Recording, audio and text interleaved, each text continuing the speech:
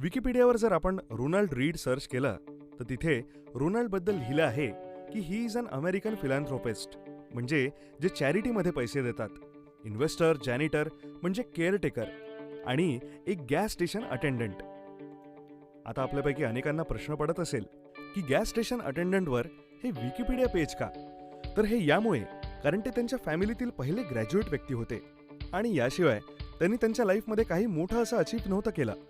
पण रोनाल्डने 25 वर्ष गॅस स्टेशनवर अटेंडंट म्हणून काम केलं आणि 17 वर्ष फ्लोअर साफसफाईचं काम केलं. त्यांनी 38 वर्षात 2 बेडरूमचा अपार्टमेंट घेतला. 50व्या वर्षी त्यांच्या वाईफची डेथ झाली, पण त्यांनी पुन्हा लग्न केलं नाही आणि 2014 मध्ये वयाच्या 92व्या वर्षी त्यांची डेथ झाली. पण जेव्हा त्यांचा मृत्यू झाला होता तेव्हा त्यांनी त्यांच्या फॅमिली मेंबर्ससाठी 14 करोड रुपये ठेवले होते आणि 42 करोड लोकल हॉस्पिटल आणि लायब्ररीला दिले. तेव्हा खूप लोकांना शॉक बसला की साफसफाई करणाऱ्या माणसाकडे एवढा पैसा आला कुठून? नो, त्यांनी कोणतीही लॉटरी जिंकली नाही. फक्त काही कंपन्यांमध्ये पैसे इन्व्हेस्ट केले होते आणि फक्त त्या कंपन्यांचे शेअर्स कंपाऊंड होऊन दिले. त्याच्या अपोजिट एक दुसरी स्टोरी देखील आहे. रिचर्ड फोस्केन हॉवर्डमधून शिकलेले हायली स्किल्ड व्यक्ती होते, ज्यांचं नाव 40 अंडर 40च्या लिस्टमध्ये होते. पण त्यानंतर 2008 मध्ये काही डिफरंट घडलं. त्यांनी त्यांचे 18,000 स्क्वेअर फीट आलिशान घर मोठं करण्यासाठी लोन घेतला, ज्यामध्ये आधीच 11 बाथरूम, 2 लिफ्ट, 2 पूल, 7 गॅरेजेस होते आणि ज्याचा महिन्याचा देखभाल खर्च कमीत कमी 50 लाख रुपये होता. रोनाल्डच्या डेथ नंतर 5 महिने आधी या हॉवर्ड ग्रॅज्युएटेड रिचर्डच्या घराचा लिलाव करण्यात आला, जो मार्केट प्राइसच्या फक्त 25% किमतीला विकला गेला. The lesson is simple. Formal education is different and psychology of money is different. दोघांमधला फरक आपण समजून घेतला पाहिजे. रोनाल्ड हा पेशन्सवाला माणूस होता, तर रिचर्ड थोडा लालची होता. आणि आज या व्हिडिओमध्ये आपण पैशाची सायकोलॉजी समजून घेणार आहोत की इतके शिकलेले लोक सुद्धा कशा चुका करतात आणि आपण आपले पैसे मॅक्सिमम कसे करू शकतो. हे सर्व आपण मॉर्गन हॉसेलच्या सायकोलॉजी ऑफ मनी या बुकमधून शिकूयात. So let's start my dear brothers and sisters. The hardest financial skill is getting the goal post to stop moving. Catch 22 हे जोसेफ केलर यांनी लिहिलेलं अतिशय फेमस बुक आहे. या बुकमुळे त्यांनी त्यांच्या आयुष्यात खूप पैसा कमावला. पण एकदा जोसेफ पार्टीला गेले होते. एक फंड मॅनेजरही तिथे आला. जोसेफच्या मित्राने त्या पार्टीत जोसेफला सांगितलं, तू हा फंड मॅनेजर पाहतोय, हा खूपच बेस्ट आहे. याने एका दिवसात इतके पैसे कमवले आहेत जितके तू तुझ्या बेस्ट सेलिंग बुक कॅच 22 ने पूर्ण लाईफ टाइम मध्ये नसशील कमावले.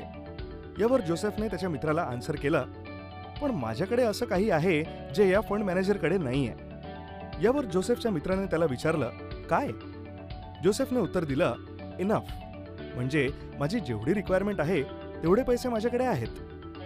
ॲक्च्युली आपल्या सर्वांच्या बाबतीत असंच घडतं की जेव्हा जेव्हा आपण आपले गोल अचीव्ह करतो तेव्हा आपण आपले गोल पोस्ट एक स्टेप पुढे मूव्ह करतो आणि मग जेव्हा लाईफ थांबते तेव्हाच आपण थांबतो. आणि याचं सर्वात मोठं रिझन म्हणजे सोशल कंपॅरिझन. जर मी तुम्हाला सांगितलं की एका चांगल्या कॉलेजमधून MBA केलेला मुलगा वर्षाला 12 लाख कमवतो, तर तुमच्या मते तो फायनान्शियली स्टेबल असावा की नाही? तुम्ही म्हणाल की तो श्रीमंत आहे, पण त्याचं असं मानणं आहे की त्याचे बाकीचे मित्र वर्षाला 2 ते 3 कोटी कमावतात आहेत. जर वॉरन बफेटने त्यांची वेल्थ जेफ बेझोस सोबत कम्पेअर केली तर त्यांनाही वाईट वाटेल आणि ही सायकल अशीच चालू राहील. म्हणून लर्निंग ही आहे की आपल्याला कधी थांबायचं आहे हे माहीत असायला हवं. नेक्स्ट लेसन सांगतो, कन्फाउंडिंग कंपाऊंडिंग. वॉरन बफेटवर 2000हून अधिक बुक्स लिहिले आहेत, पण एकही बुक अशी नाही जिचं टायटल हे नसेल, वॉरन बफेट यांनी इन्व्हेस्टिंगसाठी 75 वर्ष दिली आहेत. तुम्हाला माहिती आहे का की जर वॉरन बफेट यांच्या इन्व्हेस्टिंगच्या आपण सर्व गोष्टी सेम ठेवल्या, जसं की त्यांचे अॅन्युअल रिपोर्ट्स, त्यांचे इनिशियल स्टार्टिंग एज जे की 13 वर्ष होतं, फक्त एकच गोष्ट जर चेंज केली की ते नॉर्मल रिटायरमेंट एजमध्ये म्हणजेच वयाच्या 60व्या वर्षी इन्व्हेस्टिंग करणं थांबवतात आणि पैसे इन्व्हेस्ट नाही करत, तर त्यामुळे त्यांची वेल्थ त्यांच्या सध्याच्या संपत्तीपेक्षा किती कमी होईल हे तुम्ही गेस करू शकता का? Come on, give me a number. 1% कमी, 2% कमी की 10% कमी? I know you all are wrong. तर त्यांची प्रेझेंट वेल्थ त्यांच्या सध्याच्या वेल्थपेक्षा 99.9% कमी होऊ शकते. आणि हीच पॉवर आहे कंपाऊंडिंगची, जी ह्युमन्सला इंट्युटिव्हली समजायला फार कठीण वाटते. याचं अजून एक एक्झाम्पल घेऊ. असं समजा की 1990 मध्ये आपण कोणालाही विचारू की 20 ते 30 वर्षात हार्ड ड्राईव्हची स्टोरेज कॅपॅसिटी आजच्या कम्पॅरेटिव्हली किती असेल, तर त्यावेळेचे टेक जायंट्सही सांगत होते 100%, 1000%, 10,000%. तर 1990च्या कम्पॅरेटिव्हली ह्युमन्सने स्टोरेज कॅपॅसिटीला 30 मिलियन टाइम्स इन्क्रीज केलाय. इन शॉर्ट, लर्निंग ही आहे की कंपाऊंडिंग ही काही वर्षांसाठी जास्त रिटर्न आणून नाही होत, तर दीर्घ कालावधीसाठी सेम रिस्पेक्टेबल रेट ऑफ इंटरेस्टच्या कंपाऊंड होण्याने होता.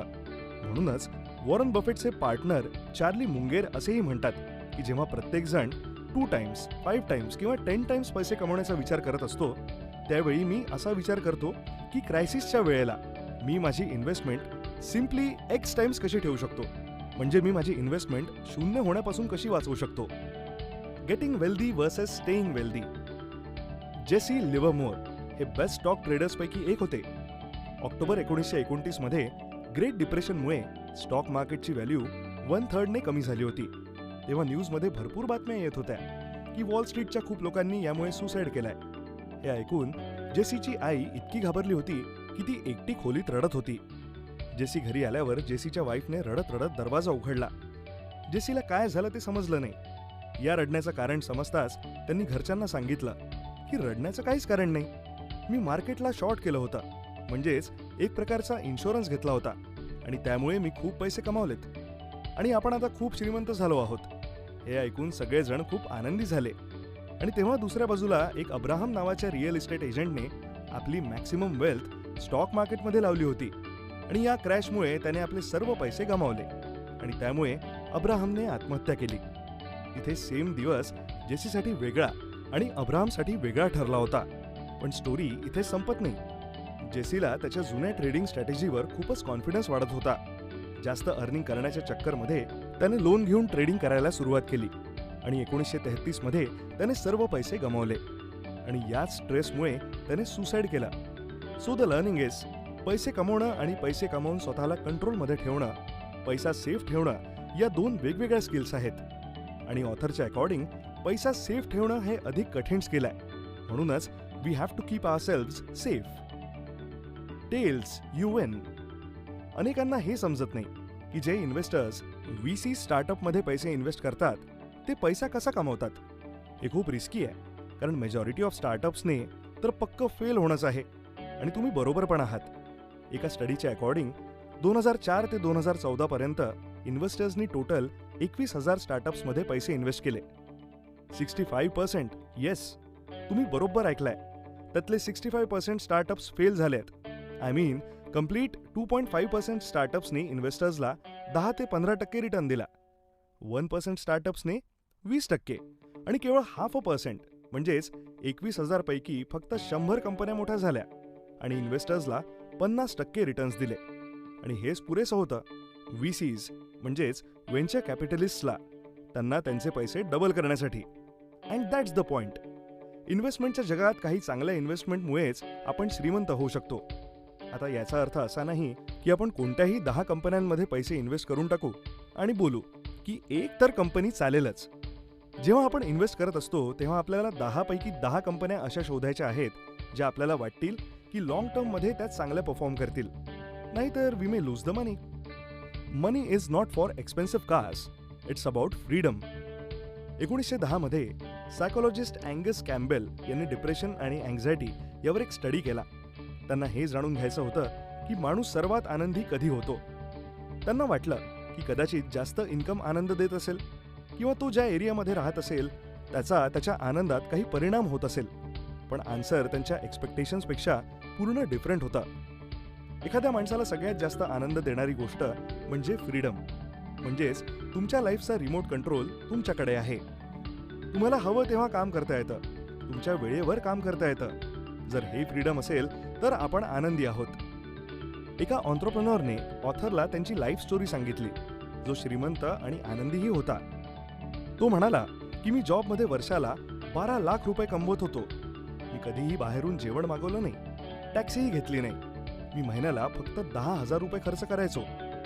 जेव्हा मी 22 वर्षांचा झालो तेव्हा माझ्याकडे 10 लाख रुपये सेव्ह झाले. त्यावेळी मला वाटलं की मला म्युझिक आवडतं आणि म्युझिकमधून काही पैसे तर मी कमावू शकतो. म्हणून मी जॉब सोडला आणि तेव्हापासून मी आनंदी आणि स्टेबल आहे. मग त्या ऑथरने या एंटरप्रेन्योरला विचारलं की पण मध्येच तुम्ही तुमची कंपनी ही खूप हाय प्राइसला विकली होती, त्यावेळी तुम्हाला काय वाटलं? यावर एंटरप्रेन्योरने उत्तर दिलं की काहीही नाही, मी वयाच्या 22व्या वर्षीच फ्री होतो. कंपनी विकल्याने माझ्या लाईफमध्ये काहीही फरक पडला नाही. तर लर्निंग ही आहे की पैशाचा सर्वात मोठा फायदा आहे तो म्हणजे फ्रीडम, ना की महागडी गाडी किंवा स्विमिंग पूल असलेला बंगला.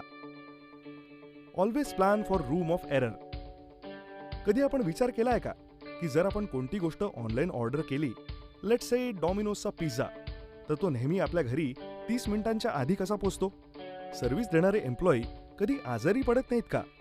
किंवा यूट्यूबवर आपण कोणताही व्हिडिओ 365 दिवस 24 तास पाहू शकतो, तर यूट्यूबच्या सर्व्हर्समध्ये काही इश्यू येत नसतील का?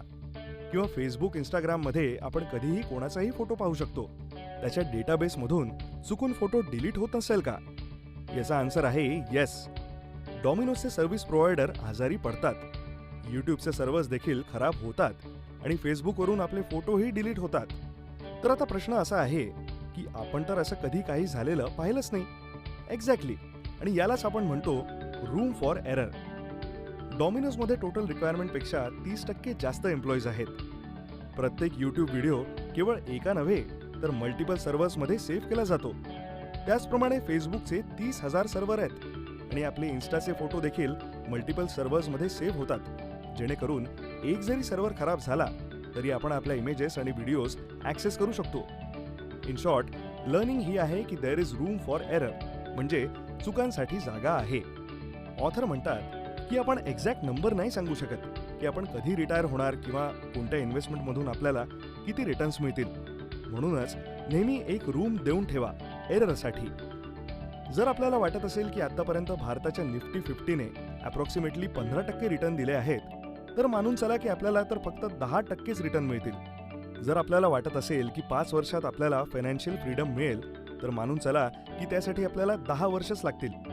आणि मोस्ट इम्पॉर्टंट म्हणजे असा कधीही विचार करू नका की मी आज 1 लाख रुपये इन्व्हेस्ट करतोय तर एक्झॅक्टली 10 वर्षांनी ते 1 कोटी होतील आणि त्या पैशांनी मी माझ्या मुलांना हार्वर्डला पाठवेल. मित्रांनो, सायकोलॉजी ऑफ मनी हे खूपच अमेझिंग बुक आहे. तुम्हाला जर या बुकची डिटेल्ड ऑडिओ बुक समरी फ्रीमध्ये ऐकायची असेल किंवा वाचायची असेल तर तुम्ही गिगल ॲप डाउनलोड करू शकता, जिथे तुम्हाला 180 पेक्षा जास्त बुक समरीज फ्रीमध्ये ऐकायला मिळतील. हे ॲप iOS आणि Android दोन्हीमध्ये अवेलेबल आहे. जर तुम्हाला तुमच्या फ्री टाईमला जसं की ट्रॅव्हलिंग किंवा कुकिंगला प्रोडक्टिव्ह गोष्टींसाठी यूज करायचं असेल तर तुम्ही डिस्क्रिप्शनमध्ये दिलेल्या लिंकवरून किंवा पहिल्या कमेंटमध्ये दिलेल्या लिंकवरून हे ॲप डाउनलोड करू शकता. मग काय, जेव्हा पण तुम्ही फ्री असाल तेव्हा इयरफोन लावा आणि शिकणं सुरू करा. ओके, तर मित्रांनो, या व्हिडिओमध्ये आपण एकूण 6 लेसन्स पाहिले, जे आपण आता लवकरच रिवाइज करून घेऊ. ज्यामध्ये लेसन नंबर 1 आहे the hardest financial skill is getting the goal post to stop moving, जे आपल्याला सांगतं की आपल्याला कधी थांबायचं आहे हे माहीत असलं पाहिजे. सेकंड लेसन होता कन्फाउंडिंग कंपाऊंडिंग, ज्यामध्ये आपण शिकलो की कंपाऊंडिंगला आपण इंट्युटिव्हली समजून नाही घेत, आणि हेच रिझन आहे की आपण वॉरन बफेट सारख्या लोकांना खूप वेगळ्या पद्धतीने ॲनालाइज करतो आणि आपण स्वतःच्या इन्व्हेस्टमेंटला कमी मानतो, कारण आपल्याला असं वाटतं की आपले पैसे अजिबात इन्क्रीज होत नाही आहेत. नेक्स्ट लेसन होता getting wealthy versus staying wealthy, ज्यामध्ये आपण पाहिलं की श्रीमंत होण्यापेक्षा जास्त कठीण काम ती श्रीमंती टिकवणं आहे, कारण आपली हाव वाढतच असते. त्यात आपण जेसी आणि अब्राहमची स्टोरी पाहिली की कसं लालसेमुळे त्याला सुसाईड करायला लागलं. फोर्थ लेसन होता टेल्स यू विन. यात आपण पाहिलं की आपल्या 2 ते 3 इन्व्हेस्टमेंट्स फेल झाल्या तरीही आपण जिंकू शकतो. यामध्ये आपण VCs म्हणजेच व्हेंचर कॅपिटलिस्टचं एक्झाम्पल पाहिलं होतं की कसं ते 65% स्टार्टअप्स ज्यामध्ये ते इन्व्हेस्टमेंट करतात ते बुडतात, पण तरीही त्यांना चांगले रिटर्न्स मिळतात, कारण त्यातील 0.5% इन्व्हेस्टमेंट्स खूप चांगले रिटर्न्स देतात, ज्यामुळे बाकीच्या इन्व्हेस्टमेंट्सचे लॉसेस कव्हर होऊन जातात. फिफ्थ लेसन होता की मनी इज अबाउट फ्रीडम. यामध्ये आपण शिकलो की महागड्या गाड्या किंवा महागड्या बंगल्यांपेक्षा पैसा आपल्याला सर्वात जास्त इम्पॉर्टंट गोष्ट देतो, आणि ती गोष्ट आहे फ्रीडम, आपल्या लाईफवरचा कंट्रोल, जो आपल्या हॅपीनेसशी डिरेक्टली रिलेटेड आहे. फायनली सिक्स्थ लेसन होता always plan for room of error, म्हणजेच एक्स्ट्रीम फायनान्शियल डिसिजन्स आपण नाही घेतले पाहिजेत आणि एरर्सला लक्षात ठेवून चाललं पाहिजे, जेणेकरून चूक झाली तरी आपण बुडणार नाही. तर मित्रांनो, जर तुम्हाला वाटत असेल की ही 6 मनी प्रिन्सिपल्स तुमच्या कोणत्याही नीडी फ्रेंड किंवा फॅमिली मेंबरला हेल्प करू शकतात, तर हा व्हिडिओ त्यांच्यासोबत नक्की शेअर करा. एनिवे, जर तुम्हाला असे नॉलेजेबल व्हिडिओज चुकवायचे नसतील तर चॅनल सबस्क्राईब केल्यानंतर बेल बटन दाबायला विसरू नका. तुम्हाला पुढचा व्हिडिओ कोणत्या टॉपिकवर हवा आहे हे देखील तुम्ही कमेंट सेक्शनमध्ये सांगू शकता. लवकरच पुन्हा भेटू. जय हिंद, जय महाराष्ट्र.